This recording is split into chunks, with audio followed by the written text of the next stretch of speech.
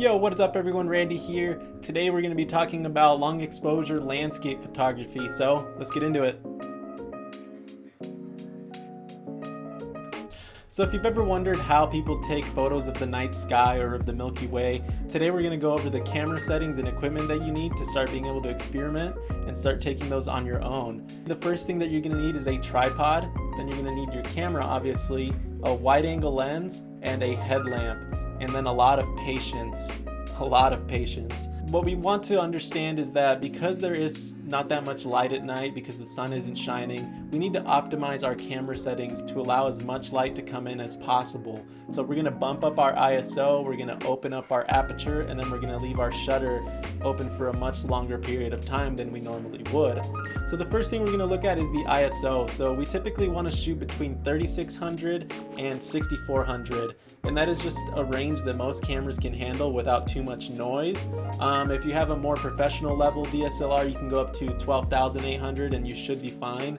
But I recommend for most cameras between 3600 and 6400 seems to be the range where they can still handle it without getting too much noise. The higher that you can go on that little scale, the better, the more light you'll let in. Then the next thing we're going to do is we're going to open up our aperture.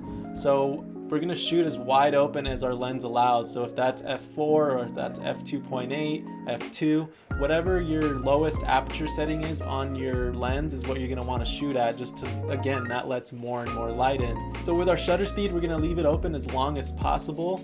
But because today we're going to be focusing on how to take pictures of the stars where the stars come out sharp and not where you have them trailing, you're going to want to stick it between 15 and 25 seconds typically, and that's even going to have a little bit of playroom. If you have a more zoomed in focal length, your camera is actually going to start to catch the rotation of the earth in your images, and it's going to trail the stars a little bit, which is going to make them appear blurry.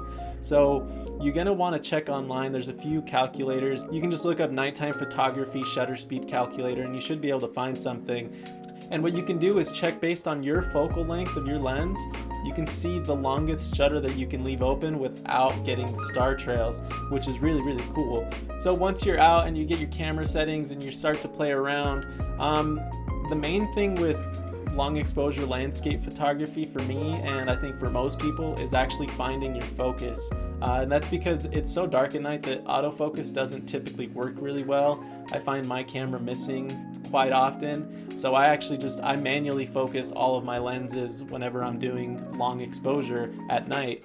So that's going to require a little bit of testing. So you're going to want to take your exposure and then you're going to want to zoom in as far in as you can on your viewfinder and see how sharp those stars are, and just keep slowly tweaking. So start at infinity and then slowly tweak back until you get perfect text sharpness, because that's the last thing you want. Is you don't want to get a really awesome exposure and then have it be just a tiny bit off, because even though on something like Instagram you might not be able to tell, if you're trying to get it printed, you will be able to tell in the print. Just it'll be a little bit hazy. So it took me a really long time to actually get a good long exposure that I was happy with of the stars, and it's really hard. I'm not gonna lie, it's pretty hard to get everything tacked sharp, to get your composition right all the time, because you can't really see everything when you're setting up. And it just takes a lot of trial and error, and you start to learn and you start to just avoid some of the mistakes that you made early on. And for me, one of the biggest mistakes that I was making is I wasn't getting my focus spot on. I was kind of trying to rush through it. I would look at my viewfinder, I would just think, oh, that looks good, that looks sharp. But if I were to zoom in 10 times, I'd be able to see, okay, that's just a tiny bit off, and if I can just tweak it a little bit more, that'll look better. That's pretty much it for long exposure nighttime photography. Put your camera on your tripod, open up your aperture, bump up your ISO, and open up that shutter speed, and then search for your focus and search for your composition, and check online to see what kind of shutter speeds you can get away with your lens. I hope you enjoyed it. Smash that like button, hit subscribe, and I'll see you in the next one.